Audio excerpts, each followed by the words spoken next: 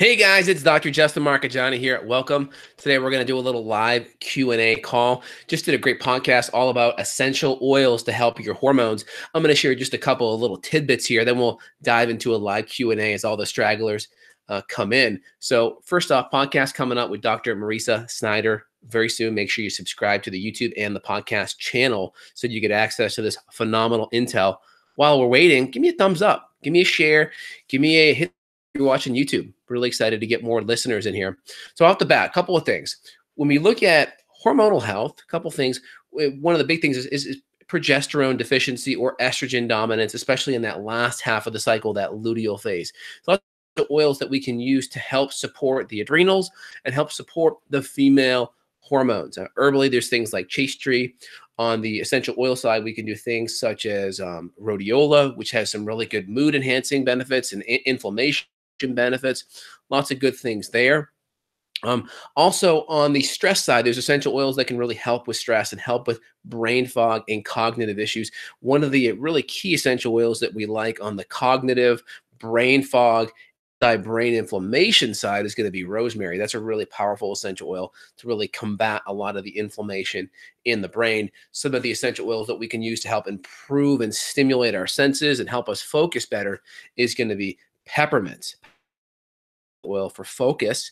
And then one of the ones that we've talked about digestion for the last couple of days, just to kind of highlight that, D-limonene and a lot of the essential oils within the citrus are great, right? And also we talked about, or I'm a big fan of the ginger tea component. That ginger tea recipe is powerful because of the natural digestive stimulators that are part of ginger. And ginger is another really excellent herb that we can add in to help support our digestion as well. May not fix a root cause, but may just when we're in stressful situations. So essential oils have some really powerful uses that we can use to help with hormonal balance, to help with mood balance, to help with inflammation reduction, to help with brain fog, to help with mood and focus. Powerful tool in our functional medicine cabinet. Okay. I just want to put that out there for y'all.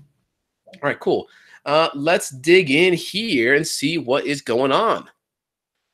Couple of questions. Colin writes that any reason why my body temperature is chronically low, around 96.6, despite property thyroid ranges. Could it be a viral infection? Any way to treat that? Well, if it's a chronic viral issue, typically chronic viral issues may cause you to go warmer.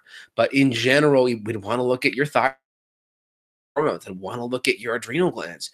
It's very, very easy that you could have a low thyroid function, and we have to look deeper at that. So that would be like one of the next key important things that I'd want to look at. T-Bone writes in, how do you make ginger tea? I usually very long time to get the bold flavor. Often I add the gobo root with it as well. So my patients have access to the members area on my website, justinhealth.com, where they can basically get the recipe. I think I also put it online on YouTube. So if you do Justin Health, Justin, and then put in like ginger tea recipe, I think you'll be able to find it. But essentially just a couple of pieces of ginger, enough to juice 2 to 3 ounces of high quality ginger juice out of it. You can juice it. You can run it through a blender. That's fine too. Add about 12 hot water, boiling water. Could add a half a lime squeeze. And we can even add a teaspoon to a tablespoon of melaleuca or wild clove honey is excellent. The honey kind of takes a little bit of the spice off it, which makes it a little bit more bearable because it can. And ginger is great because it helps with nausea. It helps with anticoagulation. It prevents things from getting sludgy.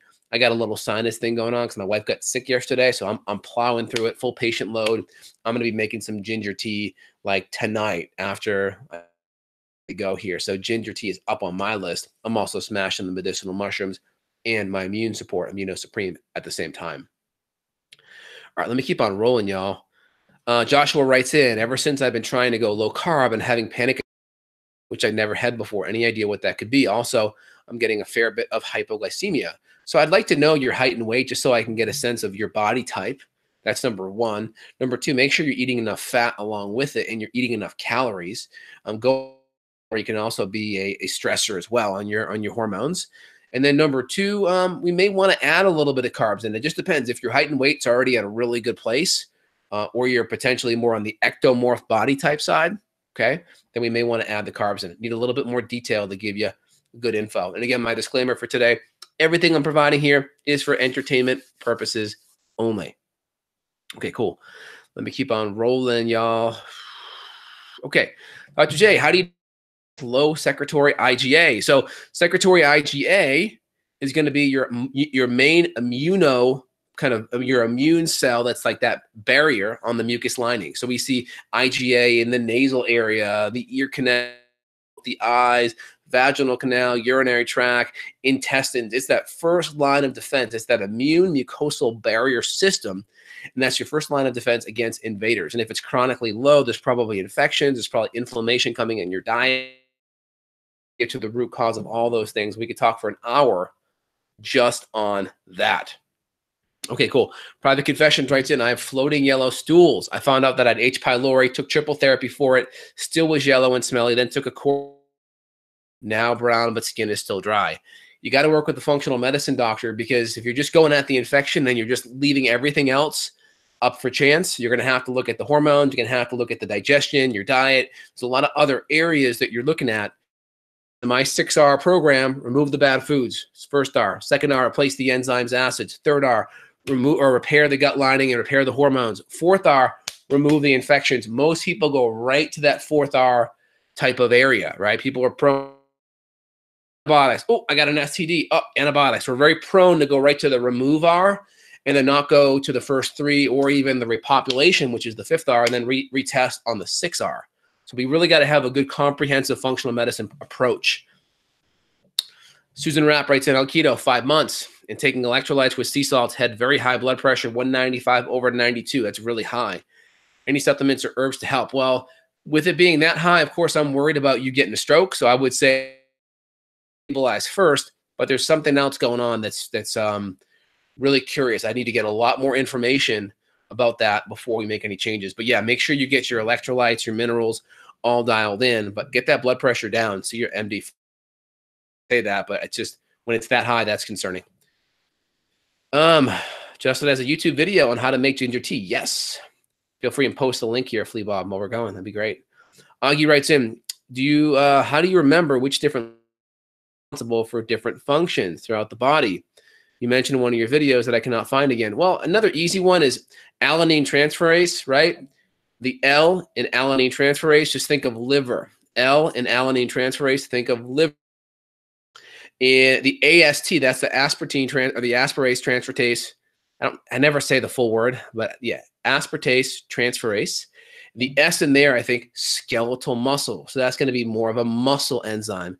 And then the T enzyme, which is going to be like gamma glutyl transferase, something like that. I think the G in that for gallbladder. So that's how I, when I'm learning these things in doctoral school, I create little devices like that that allow me to memorize them. The L and the S have various isoenzymes that can connect to other parts of the body as well, like the heart or other tissue. So it's not exclusively just that one area, like I mentioned. ALP is alanine transferase. That's going to be zinc, and that's an enzyme that also is used to diagnose Paget's disease, which is a bone cancer disease. Okay, cool. Dr. J found a pretty cool product for IV hydration, has sodium, potassium, and B vitamins. Have you heard of this? Your opinion versus just adding high quality salt. See here, did you post it, Sam? I would say post it so I can look at it. I mean, I think IV is great. I mean, IV is awesome when you have diarrhea, right? When you're sick, I think it's great. If you have an appetite, using the Redmond's Real Salt or the New Salt is great. Another product I use called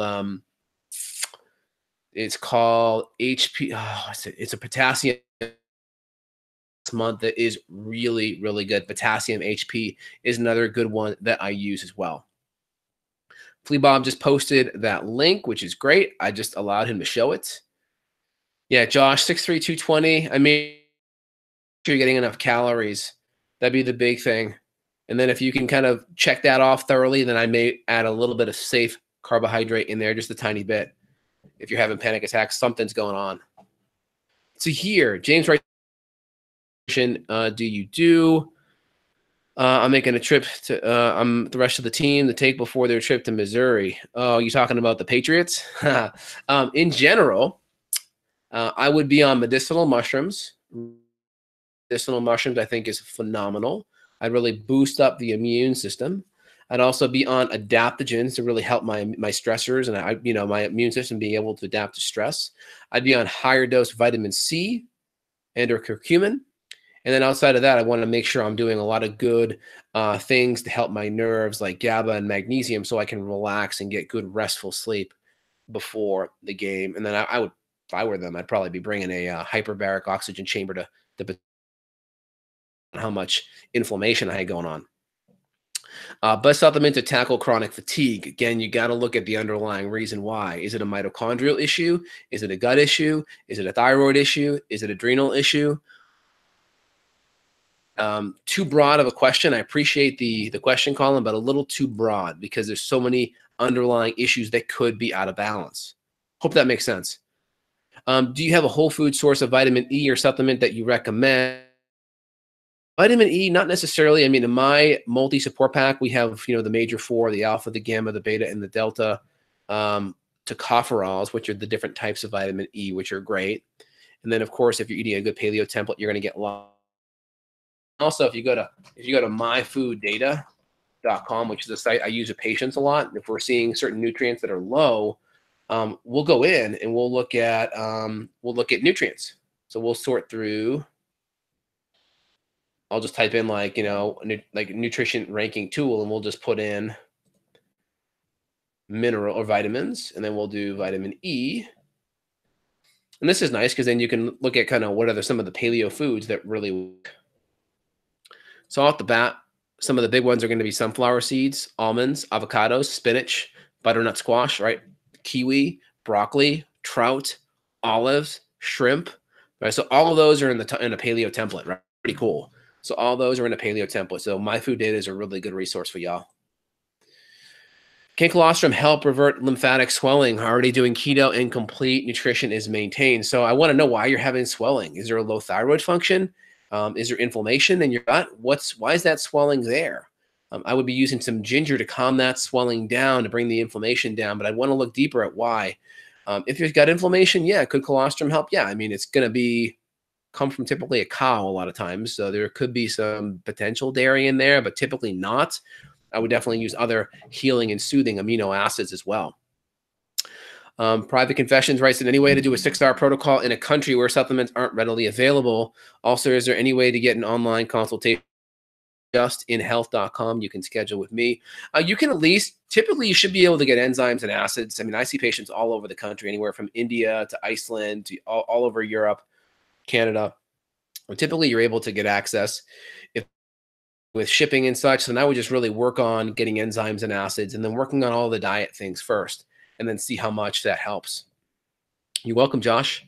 Chronic Conditions writes in, hi, so when would a good time to roughly add digestive enzymes after doing a SIBO diet or Candida diet? Well, that should be done right from day one, because if we have a hard time breaking down those foods, that's going to be a stressor, and that's going to make it harder for us to break them down. So definitely need to have that happen. Please lower your online consultation rate for patients living in poor countries. Well, that's why I do these calls for free. Take advantage of it. I don't make any money on these. It's just to really help and serve lots of people. So I hope you enjoy it. Take advantage of it. If you have a strong immune system, can the body kill parasites and bacteria? Potentially, yeah. There's going to be a threshold, though, where a certain amount of that infectious debris is going to overwhelm your body. There's always that amount. So up to a certain point, right? So yeah, that's for sure, with like maybe a tiny amount, right? And we're talking nanoparticle size, right? Pico nanoparticle size. But there will be a threshold where that gets crossed and you will need extra eradication support. T-Bone writes in, I have Crohn's disease and a lot of food allergies. I have to train for a wedding. Any advice on navigating the area? Yeah, I mean, I stay at a resort down in Mexico called Charisma. They grow all their organic food right on the resort. They tend to cater to gluten-free and maintenance food allergy people. So I love the Charisma Resort. They have a couple of places down there, El Dorado Royale, El Dorado Maroma. I stayed at Beaches last time. There's a couple. So I stay down there, and it's really nice. How do you know your SIBO is gone? Breath test to see how it is. A lot of people see significant improvement in their symptoms, and that's how they know. How much beef liver can we eat in a week? Well, that's tough. Chris Kresser has a really good article on this. I wouldn't do more than just a few ounces, though, personally, just because the B12 and the really high. Just a few ounces, I think, would be fine, or just even a few capsules. I think that's worth it. Just that alone, I think you'll be pretty good. Low Heat writes in, yes, I took Enbrel for 6 months for ankylosing spondylitis. This created limb swelling, headaches. Keto diet has reduced AS almost to the point of cure, but side effects are still there. Yeah, keto works not because it's keto, right? The whole idea of a keto diet is, oh, it's keto. No, it's not the ketones. It's also the other inflammatory food, the grains, and potentially even the dairy may still be in there. Sometimes the nuts may even be in there with a keto template. So I recommend going autoimmune keto and seeing how that goes. Private writes in, how much fat malabsorption can it? It depends. I had a patient today who had over a 21, 22 on their GI map stool test. That's in steatocrit. That's mal undigested fat. Ran their test today. Giardia is gone. H. pylori is gone. Bacterial. And guess what? We saw a steatocrit's down to 0. So they're totally absorbing their fat, which is so much better. Of course, we had them on HCl and some enzymes. This person, I don't even think I added in any ox bile. For some reason I didn't, but it worked enough. And the person did happy. James E writes in, James, my man, how we doing? My elimination revealed a high histamine response to avocados, itchy and rash on hands. Is there any way to offset this response so I can still enjoy the benefits of avocados? Great question. A bit deeper, James, what's going on in the gut? I want to just make sure we get all of the inflammation down in the gut. I want to maximize enzymes and HCl when we're eating avocados, if possible. I cut them out for a couple of weeks, and then we could always throw them back in AO enzymes. But I want to look and see why you are so sensitive to avocados. Make sure your gut's 100% clean, James. If you need to get tested again and check out, you connect with me again, please let me know. Private writes in, while it sounds promising, I'm taking HCl now. For? Well, I mean, I would start off with a few months, but I mean, typically we're working through the 6 R's in my program, as I mentioned earlier. What supplements to reduce limb swelling, tinnitus, and headaches caused by Enbrel? Well, get to the root cause and get off the supervision. Ginger would be a really good start, and systemic enzymes would be a really good start as well. Yep, and James is right, or I do have a podcast on it already, or Josh is right. Does anyone have any experience in and out periodically? No, let me know, guys, if it is. I don't hear it on the recast. Truth Seeker, I will show your comment. Do you know Natasha Campbell McBride, gaps in gut and psychology syndrome diet is introduced with the elimination prebiotics during pathogen dysbiosis?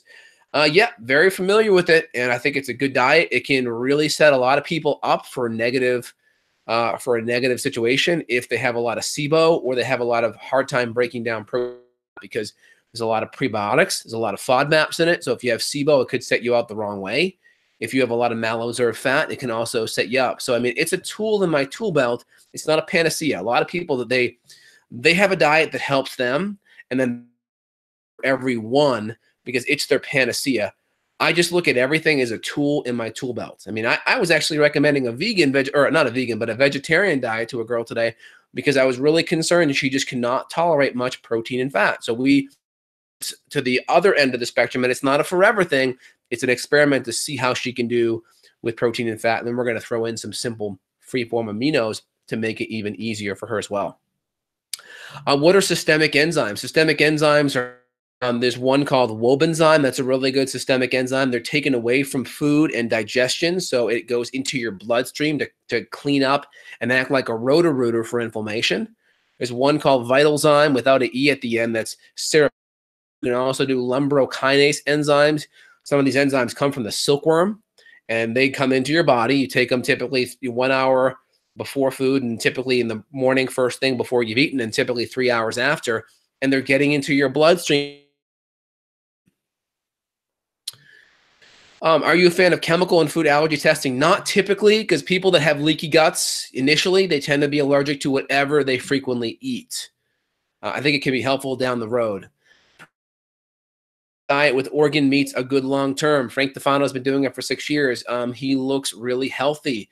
I mean, like if you look at Jordan Peterson or Michaela Peterson, people that have significant autoimmune issues and they're really sensitive to any of the anti-nutrients in plants, Stephen Gundry's book, The Plant Paradox, it's essential.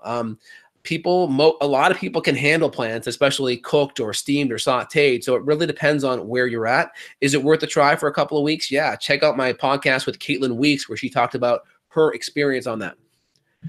Maria writes in, sore throat and pain for day 10. How to know is acid reflux or virus? Well, great question, Maria. We got to chat soon. So in general, is it happening with digestion or is it just chronic all the time?